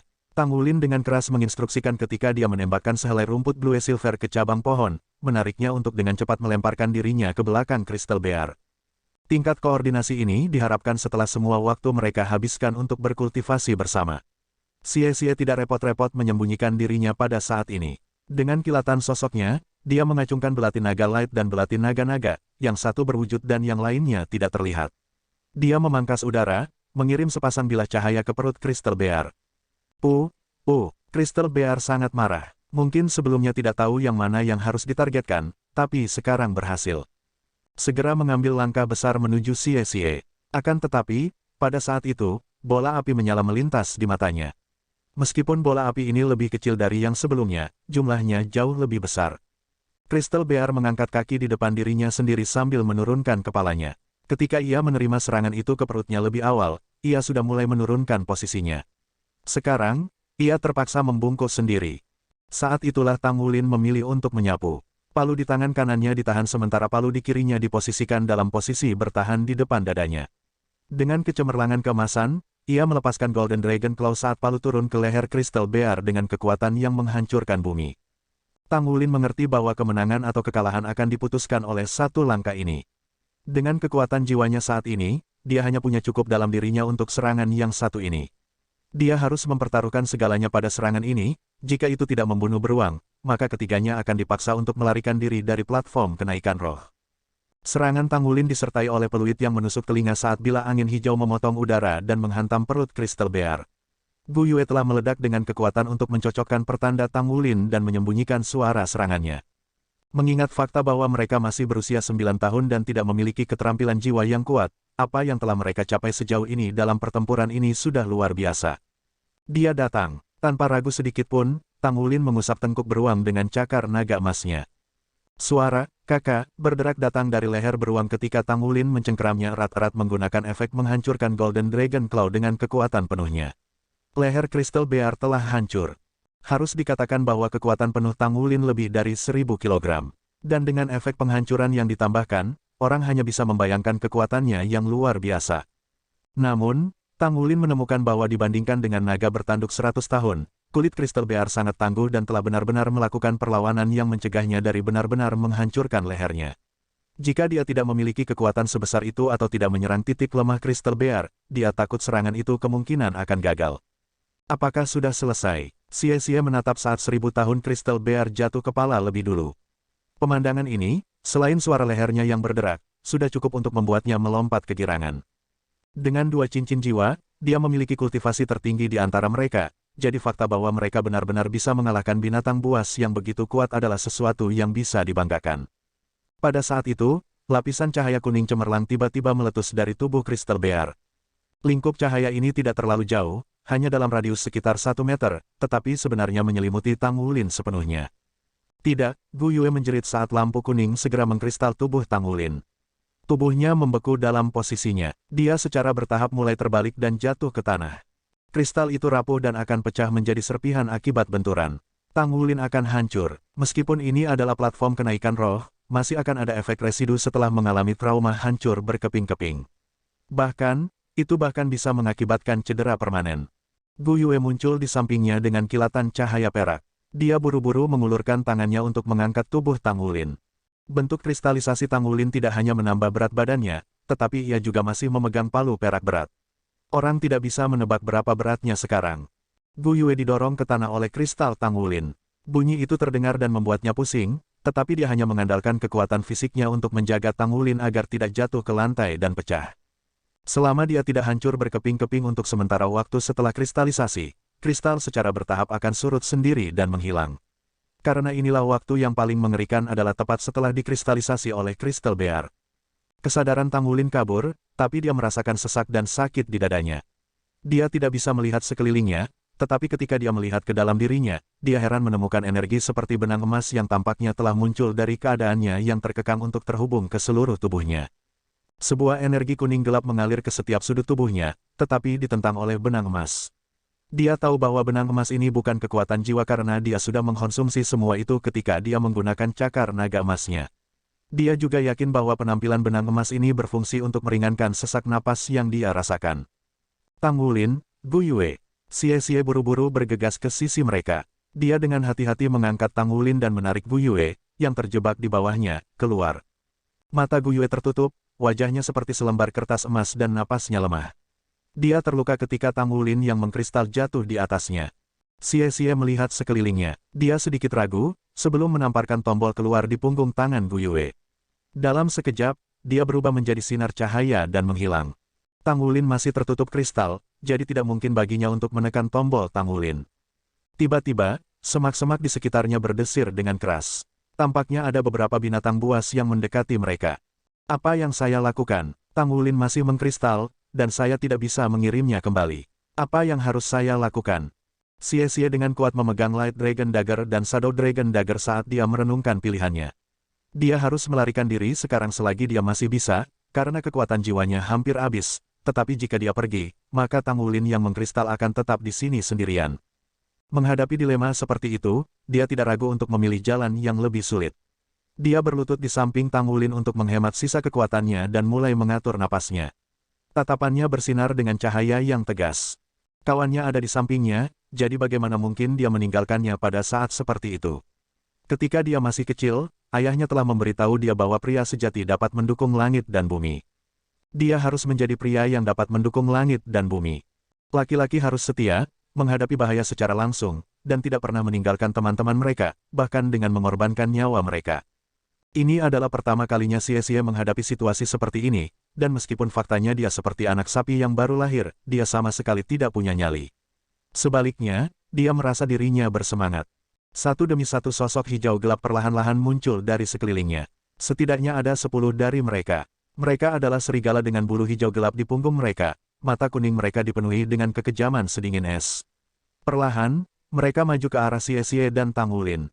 Setengah dari mereka menuju mayat naga bertanduk yang tersisa sementara separuh lainnya terus bergerak menuju Xie dan Tang Wulin, mengelilingi keduanya. Serigala hijau, binatang jiwa 10 tahun. Di antara 10 binatang jiwa, itu sangat kuat, dengan sifat kekerasan dan secara alami cenderung hidup dalam paket. Serigala hijau yang kuat mampu mengolah ke tingkat 100 tahun dengan mengandalkan mayat yang membusuk untuk makanan. Terus terang, mereka adalah pemulung hutan. Xie bergeser ke posisi bertahan dengan dua belati dan menyaksikan serigala yang maju perlahan. Dia berteriak di bagian atas paru-parunya, Anda dapat memiliki mayat kristal bear, tetapi jika Anda menyerang saya, maka jangan salahkan saya karena bersikap kasar. Dia tidak tahu apakah 10 tahun jiwa buas ini benar-benar bisa memahami kata-katanya, tetapi teriakannya masih membuat mereka ragu untuk beberapa saat, dan itu sudah cukup baginya. Selama dia bisa menunda mereka cukup lama, Tang Wulin akan membebaskan diri dari kristalisasi, dan kemudian mereka bisa melarikan diri bersama. Namun, serigala hijau jelas jauh lebih tertarik padanya daripada mayat kristal bear. Mereka tidak mengerti satu kata pun yang dia katakan dan hanya terus mengencangkan lingkaran mereka di sekelilingnya. Di bawah tatapan mata mereka yang suram, jantung Xie tidak bisa menahan diri untuk tidak cemas. Saya tidak bisa ragu lagi. Saya harus mengambil inisiatif dan membuat langkah pertama. Bab 129. Bab 129 Ujian Akhir Platform Kenaikan Roh. Xie menebas blade naga cahaya sambil meluncur ke samping, dengan cepat menutup jarak antara dia dan serigala hijau lainnya. Salah satu serigala hijau mengiris lehernya terbuka oleh Dragon Light Blade, mengucapkan tangisan sedih saat darah menyembur keluar. Xie dengan gesit bergerak menuju serigala hijau lain, tetapi itu membuka mulutnya dan melepaskan bila angin hijau padanya.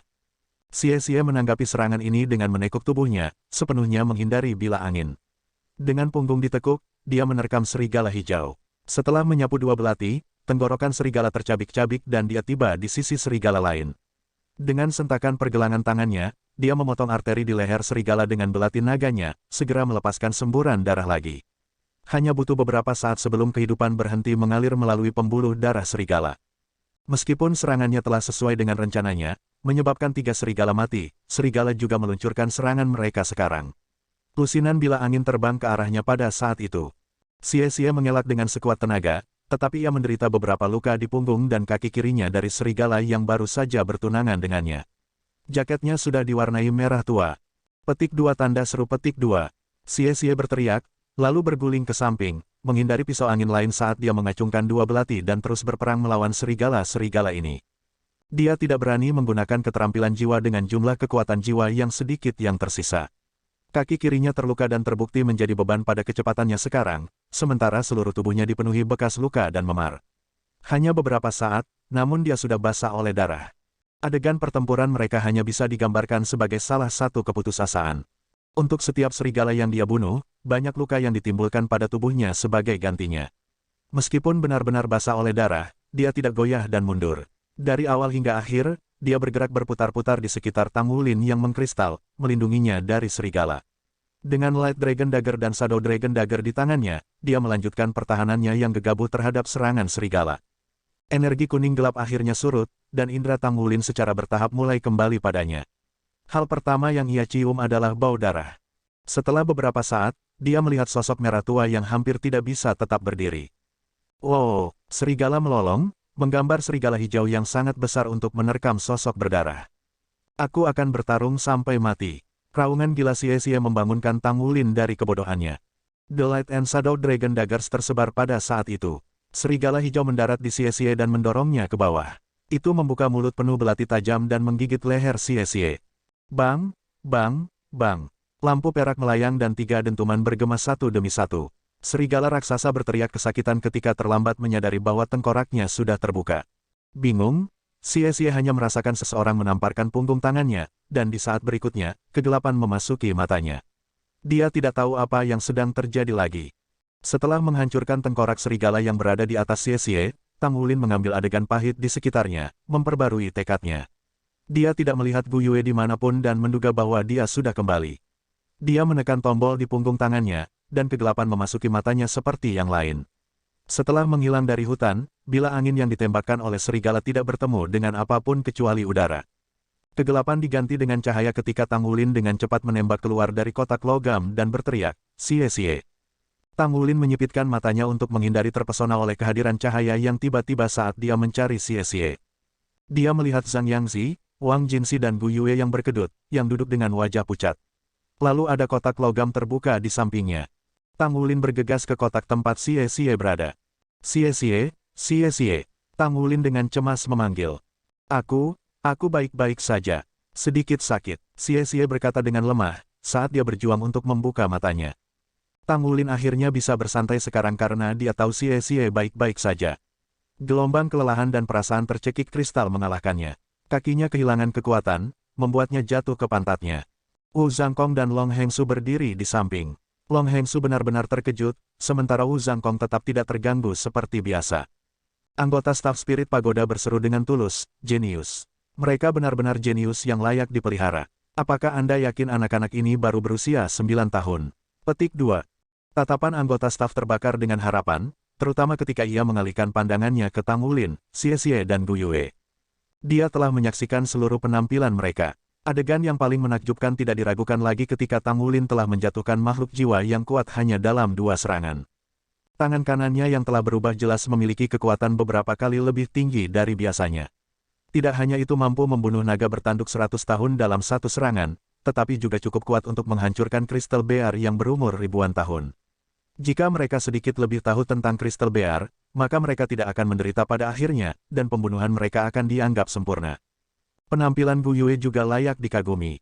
Koordinasinya dengan Tang Wulin luar biasa. Dia telah menggunakan berbagai elemen pada saat-saat optimal untuk membantunya, dan itu juga berkatnya bahwa Tang Wulin tidak terluka pada akhirnya. Dia sebenarnya menggunakan tubuhnya sendiri untuk menahan bentuknya yang mengkristal, yang beratnya lebih dari 500 kg, untuk mencegahnya pecah. Anggota staf tahu bahwa dalam situasi seperti itu, orang biasanya tidak punya waktu untuk mempertimbangkan apakah semuanya itu nyata atau virtual. Fakta bahwa Gu Yue mampu membuat keputusan cepat untuk menyelamatkan Tang Wulin berarti bahkan dalam kenyataannya, dia akan sama menentukannya. Mereka hanya anak-anak berusia 9 tahun. Dengan persahabatan yang begitu kuat, bagaimana mungkin koordinasi mereka tidak sedalam ini? Tidak heran Akademi Issei rela mengeluarkan begitu banyak uang untuk membawanya ke sini. Meskipun mereka tidak berada di platform kenaikan roh untuk waktu yang lama, mereka dihadapkan dengan rintangan terbesar sepanjang waktu. Dan sia-sia pada akhirnya, meskipun tahu dia bukan tandingan serigala, dia tetap tinggal demi kawannya. Dia terus melindungi Tang Wulin sampai kristalisasi menghilang dan akhirnya dikirim hanya ketika Tang Wulin dibebaskan. Meskipun seseorang tidak akan benar-benar mati di platform kenaikan roh, cedera yang mereka alami semua terasa sangat nyata. Sia-sia telah menderita puluhan luka di tubuhnya, namun ia masih terus berjuang dan melindungi Tang Wulin sampai akhir. Selama waktu itu, dia telah meminimalkan cedera yang dideritanya sambil memaksimalkan jumlah musuh yang dia bunuh. Dia benar-benar luar biasa. Anggota staf ini belum pernah melihat pertunjukan pertama yang luar biasa dari Soul Master sebelumnya.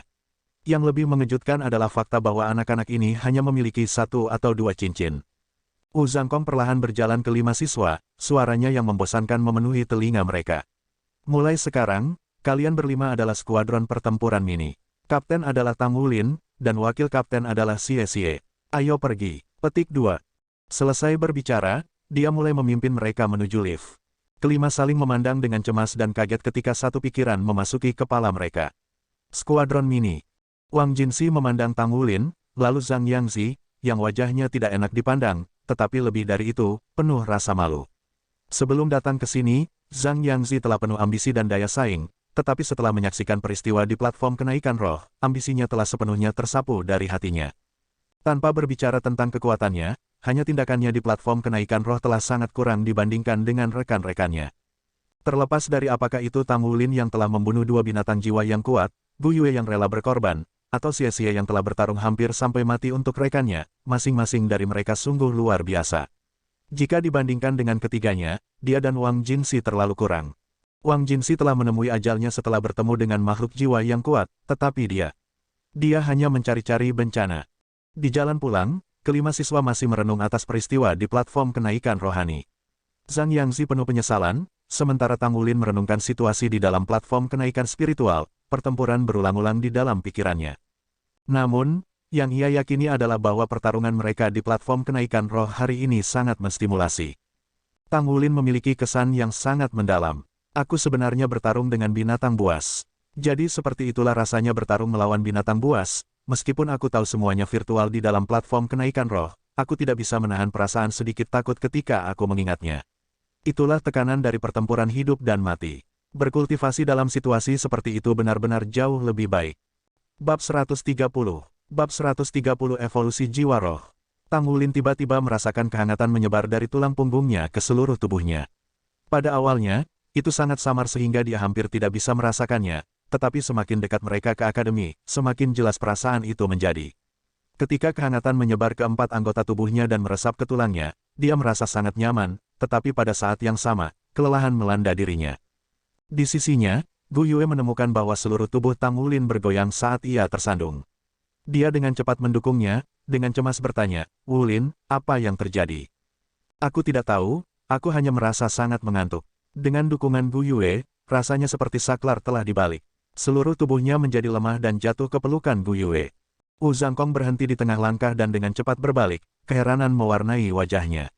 Yang lain juga mulai memperhatikan perilaku abnormal Tang Wulin. Dalam sekejap, Wu Zhangkong muncul di depan Tang Wulin, dengan cepat mengambil pergelangan tangannya. Kulit Tang Wulin bersinar dengan lapisan cahaya biru keemasan saat ia terbaring tak sadarkan diri, napasnya terengah-engah. Situasi seperti ini, ketika Long Hengsu tiba dan melihat keadaan di mana Tang Wulin berada, dia tidak bisa tidak memikirkan kemungkinan tertentu.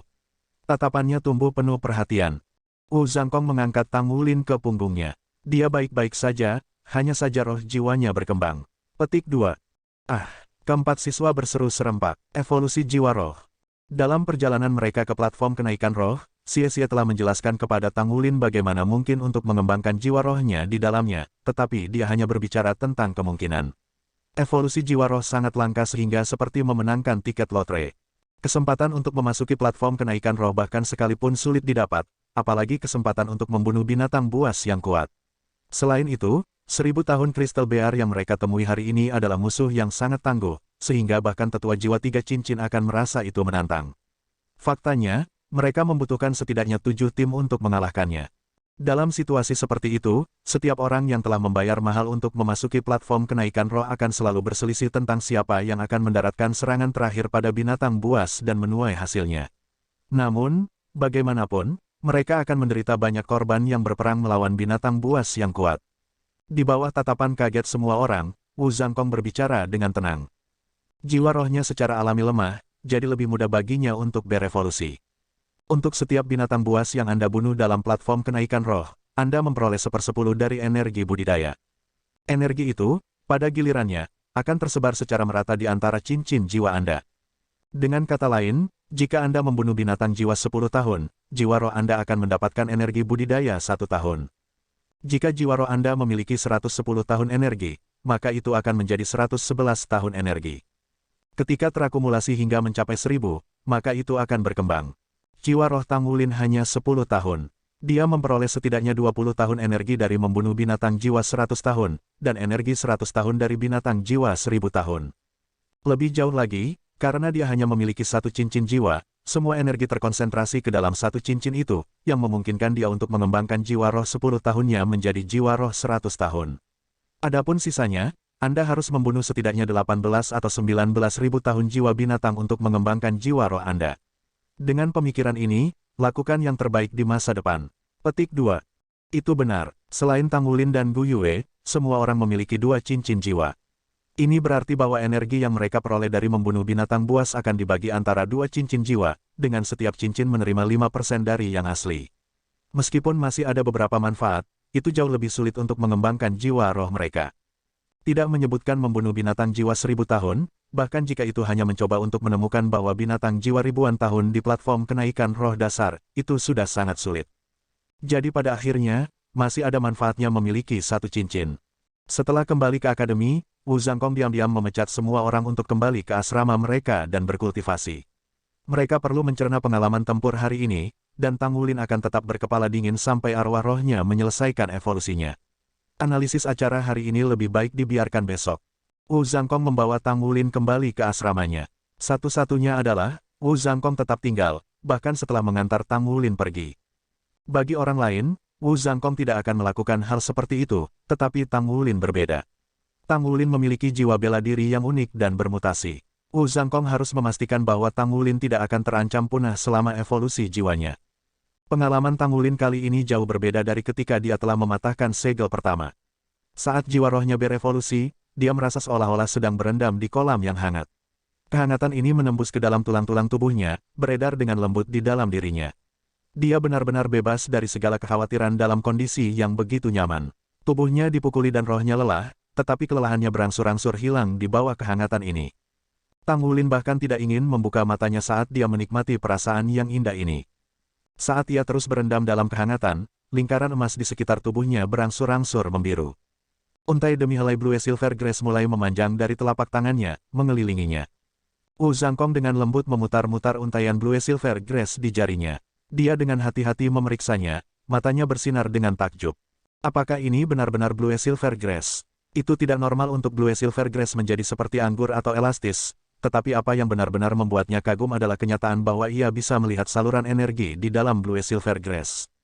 Saluran energi ini bersinar dengan cahaya keemasan yang redup. Bersama dengan cahaya biru pucat dari rumput itu sendiri, itu sangat mirip dengan cahaya biru keemasan yang menutupi tubuh Tang Wulin sekarang. Selain itu, Wu Zhangkong menemukan bahwa garis vena yang samar-samar tumbuh lebih jelas di bawah cahaya saluran energi, seolah-olah itu semacam jejak yang bagus. Semua detail ini dicatat di bawah pengamatan Wu Zhangkong yang cermat. Seperti yang saya pikirkan, garis keturunannya menyebabkan jiwa bela dirinya bermutasi lagi. Dari apa yang saya lihat, ini harus menjadi mutasi yang sangat bermanfaat. Dia sudah memiliki cakar naga emas, yang memberinya kekuatan melebihi pangkatnya. Meskipun tidak bisa dipertahankan lama dan dibatasi untuk pertempuran jarak dekat, itu masih merupakan dorongan besar untuk kekuatannya. Satu-satunya hal yang saya tidak yakin adalah apakah garis keturunannya dapat berkembang lebih lanjut. Jika bisa, itu benar-benar pemandangan yang harus dilihat.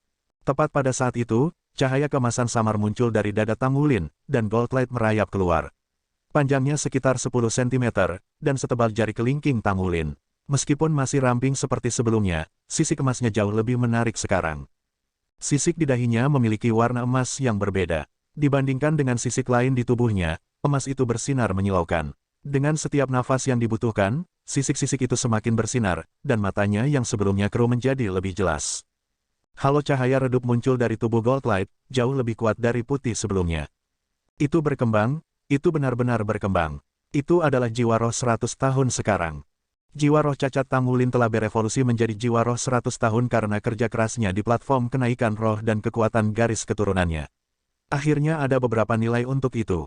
Wu Zhangkong sedikit mengangguk. Tidak buruk, Tang Wulin akhirnya menebus kekurangannya.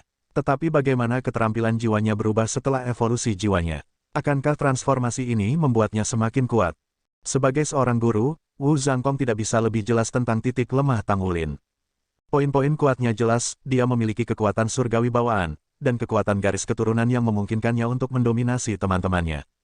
Namun, kelemahannya sama jelasnya. Ketika sampai di sana, kekuatan master jiwa datang dari jiwa bela diri mereka. Jika jiwa bela diri mereka tidak kuat, maka mereka tidak akan bisa berjalan jauh di jalur kultivasi.